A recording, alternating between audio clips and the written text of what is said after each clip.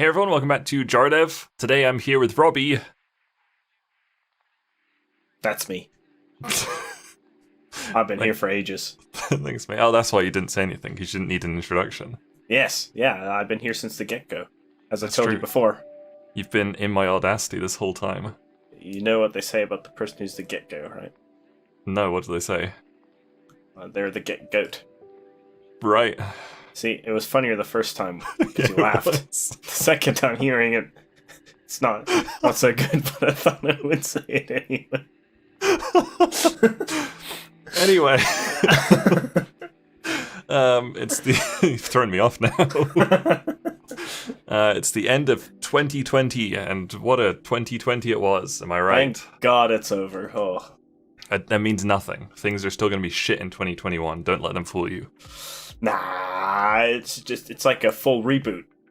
It's not. Well, hopefully not a full reboot. That'd be a bit awful. Just restarts again. Yeah, January starts. COVID's cured. February comes along. COVID-20. Here we go. Or like actual full reboot. Like, anyone remember how to make fire? Oh shit! I'd do that. I'd go for that. Wow, we got really off topic instantly.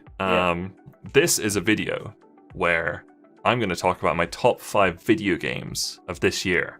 And then in tomorrow's video, Robby's going to talk about his top 5 video games of this year? Question mark? I thought I was going to do board games this time around. That we'll take it. But we'll save that for tomorrow's video. Yeah. First things first, big announcement, big scoop right here. There's new music for these videos this year. Ooh. You can hear it, right? Yes. Yes, it sounds good. It's groovy. Oh. Oh, I better put a groovy one in here. So it's been the same. It's been the same music for the last, I think maybe the whole time we've been doing these top 5 videos. And last year it drove me literally insane to listen to that same tracks over and over and over again. And I was just like, I can't do this again. I need new music this year. So we got new music for them this year. Nice. That's good to change it up. Yeah. It's a whole new thing now. We don't guess our top 5 lists anymore, right? I figured it kind of ruins the surprise a little bit if I guess your fourth one as your fifth one, your third one as your fourth one, your second one as your third one, and so on. You know, it's just like, okay, you already guessed that, but now it's actually here. Yeah, if true. I managed to guess it. So I figured we'll go through it and we'll just enjoy it together. Yeah, I think that sounds good. I also have absolutely no idea what's on your list, so it would make it very hard for me to guess anything. Yeah, I think you could maybe guess one of them. You'll have heard of 3 of them. Okay. All so, right. it's a solid list. We should get into it. Okay. My number 5. We go from 5 to 1. That's how we do things. My number 5 is Assassin's Creed Valhalla. Ooh, I haven't heard that one. You have heard of that one. That is the one you would have been able to guess. No, I haven't heard of that one. Oh, I still think you might have guessed it, to be honest. Maybe. I have played almost every single Assassin's Creed game. That's true. I'm getting up there now. I've played 3. Yeah, but you're almost certainly never going to go back to the other ones. No, never. They look crap. Wow. Anyway, Assassin's Creed Valhalla. It's probably my second most played game this year. Wow. So you might be wondering, but John, why is it at number 5? Why isn't it number 2? Because it's so fucking buggy. It Really? is disgustingly buggy. Oh, God. Oh my god. I'm happy that I didn't jump on it yet. This year I was like, I could buy the newest Assassin's Creed game right away, as I have for literally every other Assassin's Creed game since Assassin's Creed 2. But I didn't. I was like, I haven't finished Odyssey yet. I'm just gonna wait till I do, and I'll just get it on sale. And I guess bugs will be fixed too, so we don't have creepy ass floating eyeballs from Unity or other weird ass bugs from other Assassin's Creed games. So yeah. Those were just graphics bugs though. This is game breaking stuff. Really? Yeah, twice now I've got the same bug where I'll be running down a hill and my character will do a little skid down because it gets a little bit steeper. And he'll just keep going, and he'll reach the bottom, and he'll still just be sliding, but he won't be able to move, and I'll just have to close the game to fix it. Wow. That's awful. Yeah, you clip through things all the time. Some of the animations get wonky, like, you'll do, like, an execution, and your character will be, like, 2 feet above the person you're killing, and it just looks all wonky and stuff. It's just bizarre. Like, it's been out for, I guess, like, a month at the time of recording. It's had one patch, and it hasn't fixed, like, anything. Oh. Yeah. I think even Cyberpunk's had more patches than that. Yeah, but that's fucking broken. But I think you're doing the smart thing of playing these games. Like, before Valhalla came out, I think you could get the gold edition of Odyssey for like $20. Yeah, it's like, you know, you wait a year or two for some of these games, and it's so cheap. And it's like optimized. There's no bugs. It's got all the DLC. The season pass is done. Like, I have the deluxe edition of Valhalla, but I know by the time I'm done the story, and then by the time the DLC starts coming out, I'm going to be moved on and I'm not going to go back to it. That's exactly what happened with Odyssey. That's so sad. It is, because I bet it's really good content too. Yeah, but it's just really hard to go back to games like that for me. Yeah, fair. But it's very fun. They changed things up a bit from Odyssey. They went for a almost Path of Exile style skill tree. So like Odyssey was just, you picked like a skill. You had like 20 options or something. And then Valhalla, you like work your way towards the major skills, and you take like little, you know, you pick a node, and it'll be like you get +4 attack and stuff like that. So it's really cool. You can like delete all of those nodes whenever you want. You can reset your skill points. You can reset like just individual skill points. You can reset your whole tree and restart. It's really neat. That's kind of cool. So yeah. Can you max out everything then, or? I think so. Like I'm getting pretty close, and I think I'm only like halfway through, maybe. So there wouldn't be a whole lot of a point in like clearing it and starting over, I suppose. Just in the early game, like if you found like a different kind of weapon that, like, you know, like if you were playing the early game with daggers or something and doing really sneaky and assassinations and stuff, and you found like a giant claymore and you're like, I want to switch to like being a big berserker now, then you could like wipe your whole tree and spec into more strength kind of stuff. Is it free to do that? Yeah. Oh, that's really cool. You just do it from the menu. It's awesome. Nice. I like that. I'm a fan of that. I don't like it when they lock it behind either a paywall or an in-game currency wall or something like that. It's just like, why are you limiting my ability to choose how I want to play the game? Yeah, and they do that a bit. Like, all the best armor in the game you just get from paying real money, which sucks. Like, really? I got some armor through like Twitch Prime, and I equipped that probably about hour 2, and I'm at now hour like 36, and I haven't found a single bit of armor that's better. Wow. So my character's just wearing the same old stuff, which is kind of lame. Huh.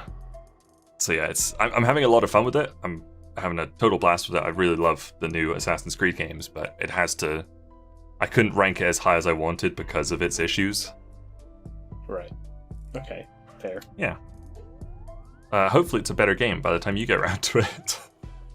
I hope so. Yeah, that's like I still have to play through Origins and Odyssey. I've done kind of the beginning tutorial sections of both of them, and I like them a lot, but I just have to find time to sit down and actually play them.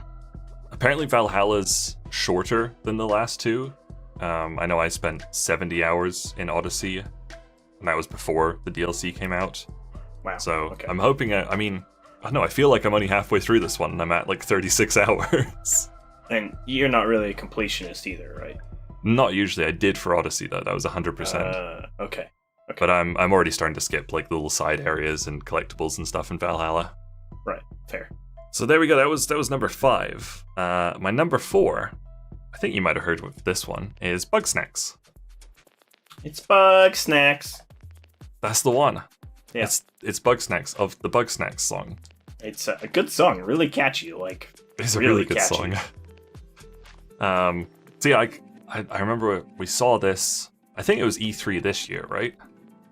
I think so. When the trailer was, yeah. Yeah. And then I just kind of forgot about it until it came out. And then I saw my friend Harry streaming it. and I was like, oh, that looks pretty neat. I'm gonna ask for a review code. So I got a review code, played it a little bit for a video, and then streamed it like 3 times. And it's just really, really interesting. It's got a really unique concept. For those who don't know, you go around this friendly little island and scoop up half bug, half food creatures and feed them to the inhabitants. And when you feed them to the inhabitants, their various body parts change. It's a bizarre concept, but it's also very unique. There's not really anything like that. Yeah, when I saw the weird fruit animals, I was like, Pokemon? And then it became clear very quickly from the trailer that no, this is not Pokemon. But like, it almost sort of is, because you have like, you basically have a Pokédex of all the bug snacks on the island. Oh, really? Yeah, so like, you have a little camera, so as soon as you see a new bug snack, you take a picture of it, and it like fills that entry in your journal. So it's sort of like a Pokédex. That's cool. But you don't have to like catch all of them or anything like that. Right. Gotta catch them all. Bug snacks. gotta feed them all, yeah. But it's. I mean, I'm not done yet. I think I'm about halfway through the game, and it's very, very intriguing. It feels like there's, things aren't quite what they seem. Like maybe there's something a bit more sinister under the surface. But I don't know. It might just be nice. It's very, very intriguing to me. I did get, like, from the little bit I saw of the trailers and whatnot, that same vibe that there's, like, something more sinister lurking, and it's not just about feeding bugs to your friends. Yeah, I feel like there might be something there. But I haven't played it, and I've seen your stream come on, but I haven't actually watched it myself. I haven't had a chance. So. Well, it's neat. It's also done by the same developers as Octodad, which was just a wholesome little game. So who knows if there's something else going on, honestly. Right. Yeah. Okay, so that was Bugsnax. My number 3 it's a DLC instead of a full game. Ooh, this is, I think, your first DLC ever. Oh my god, is it? Nah, I've done Dark Souls DLC, I'm sure. I don't know if you have, maybe. I think I probably did. So this one is the Peril on Gorgon DLC for the Outer Worlds. I've heard of the Outer Worlds, but I don't think I've actually seen anything for it. Nothing? Nothing. Okay, it's again, for those who don't know, Outer Worlds is basically like Fallout New Vegas in space. It's done by Obsidian Entertainment, who did New Vegas, and I mean, a lot of people were like kind of underwhelmed by it. I really liked it. I thought it was a great game. The base game didn't quite make my Games of the Year list, whenever that was. I think it was probably 2018, but that year was just stacked. But yeah, I really loved the Outer Worlds, so like I played it when it first came out on Game Pass, played through the whole thing, thought it was great. I got sent a review code for Peril on Gorgon, which came with a code for the base game, and I asked them for save files that would just get me straight into the DLC, because obviously I'd played the game already, I didn't need to play it again. And then I started up the game, made a new save file just to like get a feel for it, and just ended up playing through the whole game again. Wow. Because I just really like that game, it's really fun. And then I got to the DLC and it was vast, it was big, it was quite dark compared to some of the base game. It was fairly hard. There's a lot of like stronger enemies there, but it had a really gripping story to me, and I don't usually care about stories in games. But for some reason, Peril on Gorgon just really did it for me. That's cool. What is it, like, pretty similar to Fallout games, would you say? Yeah, like it doesn't have the VATS system. It has like a time dilation system instead. So that means nothing to me since I haven't played Fallout. Oh god, you haven't, have you? No. So VATS is basically when you're aiming at something at an enemy, you can like freeze time and like click on their body parts to target those. I see. So that's like a little bit more like old school RPG kind of thing. But so obviously Obsidian didn't want to rip that off exactly from Fallout because it is very similar to Fallout. So they just went with you can slow time a little bit for like 5 seconds or something to give you better aiming. I never used that. I just liked being a better aimer anyway. Fair enough. Because I always go for like a sneaky sniper in these kinds of games. So I just like sit far away, crouch down, zoom in on my sniper rifle and just headshot things. That's not a bad way to do it, I guess. I think I could probably play games like that better if I could just snipe everything. Yeah, which you can in this game. Like, it's an RPG. It gives you lots of choice. You can build your character as you want. That's cool. Yeah, and you get companions as well, so you're always going around with a couple of friends. It's great. Like people companions or like animal companions? People companions. Not quite as cool as I was hoping. But what if I told you you could have a giant cleaning robot as a companion? Slightly more cool than what I was expecting, but not quite as cool as I was hoping. Okay. It's really fun actually. It's on Game Pass. The base game is. Not the DLC. Right. One day maybe. One day. I don't think they add DLC to the base games on Game Pass actually. That would make sense. I wonder if you buy just the DLC for a game, can you play it through a game that's on Game Pass? Well, I mean, you might as well just buy the DLC for the Game Pass game, because you can buy it all. You just don't get access to it through Game Pass, but you can like buy it on the Microsoft Store. So could you just buy the Game Pass? You buy Game Pass, right, and then you get access to the base game, and then can you just buy the expansion or the DLC? Yes. Yeah, that's how you're supposed to do it. I see. So you don't buy the base game. So if the game ever goes off of Game Pass, you have bought the DLC, but you can't play it because you don't have the base game. That is true, actually, yes. Although, Microsoft does own Obsidian, so this one isn't leaving. Right. But yeah, that is something to look out for, like with other games. Yeah, I guess. I mean, there's nothing stopping you from going and buying the base game later. No, that's true. Unless they pull that too, but that would just be stupid. Nintendo! Sorry. Yeah, right, that would be stupid. That was in reference to Mario 3D All-Stars. Oh, right. God, fuck Nintendo. They're like, get it now while you can before it's gone in March! And it's like, why? Why are you doing this? You're just hurting everyone. But anyways, sorry. No, that's okay. No, fuck Nintendo. I like a good Nintendo round. Okay, my number 2 is a game I'm pretty sure you won't have heard of. Try me. My number 2 is Carrion. Oh, man! Nope.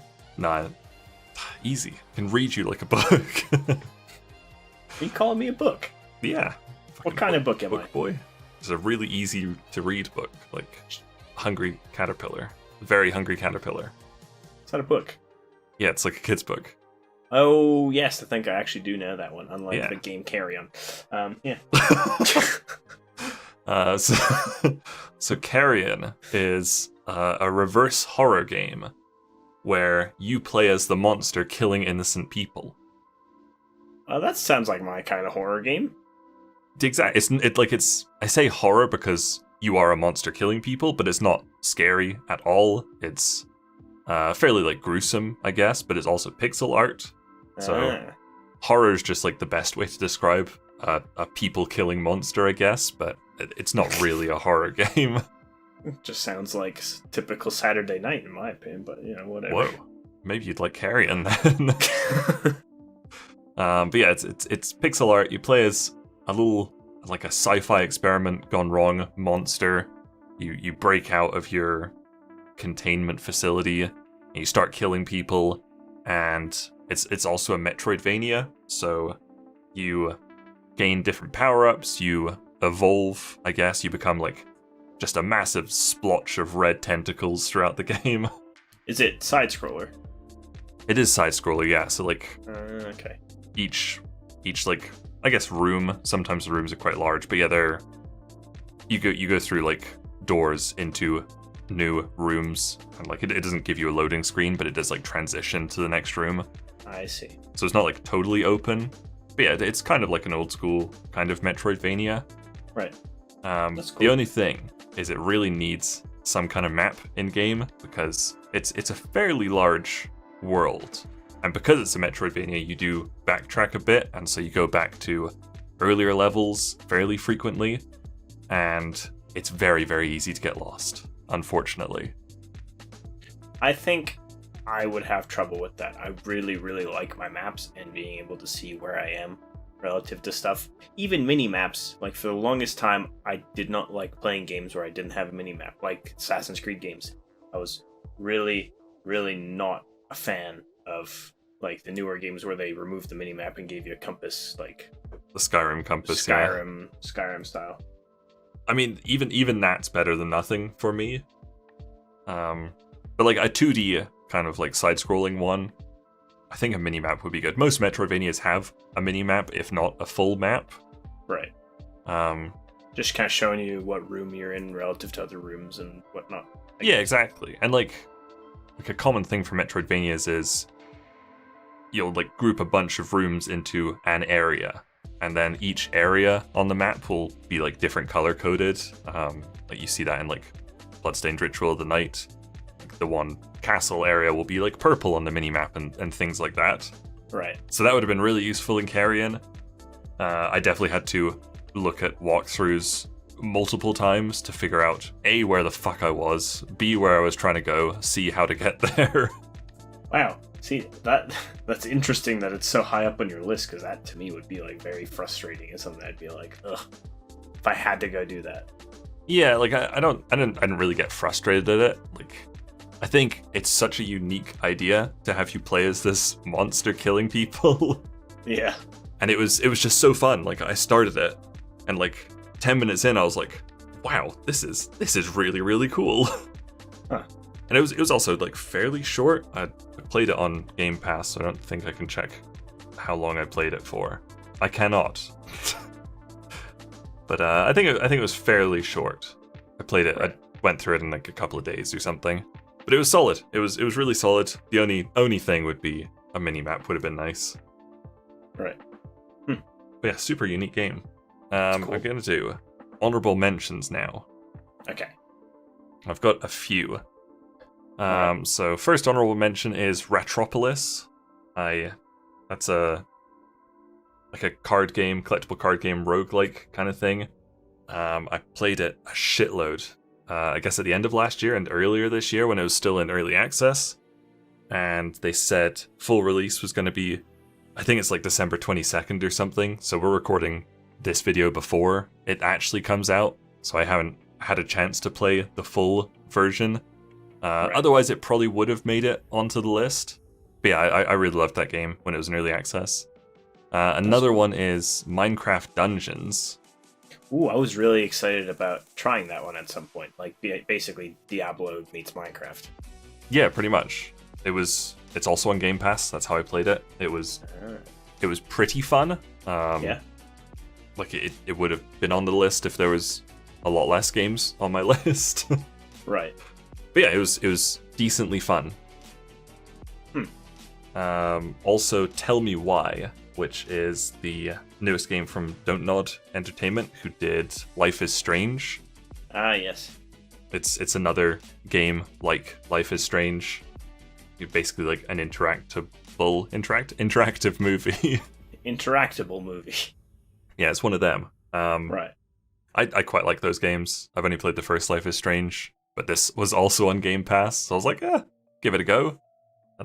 It was split into episodes, but there's only 3 episodes, and they all came out within like 1 month. So I just played them all, and it was really good. Really cool story. Another honorable mention has to go to Genshin Impact. Oh yes. Because I got hardcore into that for, I mean, it was probably less than a month I played it for. It was probably only like 3 weeks or something, but I got really into it for those 3 weeks. More than you did into Breath of the Wild, which a lot of people compare it to, so. Yeah. Oh yeah, it was way more fun than Breath of the Wild. But yeah, I guess one day I just didn't go back to it, and I haven't been back to it for a couple of months. Right. I think if I'd done this list back like 2 or 3 months ago, whenever I was playing it, it would have been pretty high on the list. But now that I haven't played it for a while, it's just relegated to honorable mentions. It's interesting how that happens. You get to play something and you're like, wow, this is really, really awesome, and then it kind of just falls off the radar and you're like, well, at the time it was something that I really enjoyed, but it wasn't one that stuck with me that much. Yeah, pretty much. But still, honorable mention. Yeah. And the last honorable mention goes to Pumpkin Jack. I feel like I've heard of that one. I think you told me about it. I have recommended it to you. It's a new like 3D mascot platformer made by a single man, and it's just really, really good. Really, really fun. Huh. Okay, so those were my honorable mentions. And now we're on to my game of the year. All right, here it is. Cyberpunk 2077! No. No, my god, this is a weird one for my number one. This is a... It came out on PC in 2020. It's a PC port of a PlayStation Vita game. What? My number one game of the year is Persona 4 Golden. Ah. Man, I loved that game. It was so good. Have you played a Persona game? I have not. I've seen a little bit of Persona games, but I haven't really ever played one. I'm just going to throw this in here. I was kind of looking at our Discord chat, and what was sitting on the screen for me from like almost a month ago is when Sean posted some Twitter status about how Necopara Volume 4 is now on Steam, and I was like, is that it? Is that the game of the year? Is that the game of the year? I don't know anything about it. Is it? I don't know. But yeah. No, I have not played any Persona games. Okay, I hadn't before this one either, because I guess they were all Sony exclusive? Yeah, they were just like PlayStations, weren't they? I imagine so. I don't actually know. I never paid too much attention. Yeah, they're not on Switch or anything. Yeah, they were PlayStation exclusive. For some reason, they decided to port 4 over to PC first. Like 1 and 2, 1 was definitely on PS1, so I'm glad they didn't go with that one because that would have just been too dated. I think 2 was also PS1. But yeah, like I don't know why they didn't start with 3. I don't know. But like you don't actually you don't have to play them in any order. That's something I asked before I picked it up. Are they related? I think they like make references to the other games, but other than that, I don't believe so. And like everybody I talked to said you can just play Persona 4 as your first one, no problem. Right. And I did. I didn't really know what to expect. I'm not a huge JRPG fan, but it was also part visual novel, so I was interested. You're like, oh, hello, visual novel. Yeah. It's also like a little bit Pokemon-y, kind of, I guess. Like you collect your personas and you like make your own persona, which you take into battle. So you basically get one Pokemon for yourself when you go into dungeons and stuff. But you can choose which Pokemon or persona you want out of a whole like catalog of them. So you can really tailor the game to how you want to play, which I found very fun. That's cool. And a really, really cool story. You're a transfer student in this little Japanese town. So obviously that appeals to me as just a disgusting weeb. Yeah, sounds about right, honestly. So yeah, it's pretty weeby. It's very Japanese, but I loved every bit of it. It was awesome. Huh. One thing I didn't love was you can miss an extra dungeon at the end of the game by not socializing with a specific character, and I went into this totally blind. I didn't want any spoilers, so I did end up missing that extra dungeon thing because I didn't say a single word to this character. I am not a fan of gated content at all. Like, I get that a lot of people really like stuff where, like, what you do, the actions you take, like, the choices you make affect things in the story and, like, lock some things or whatnot, but personally, as someone who has, like, really bad FOMO, I really don't like it when I have to worry about, like, oh, if I don't do this, am I gonna miss something? Am I gonna miss a cool item or a cool area or something? So that would bother me a lot.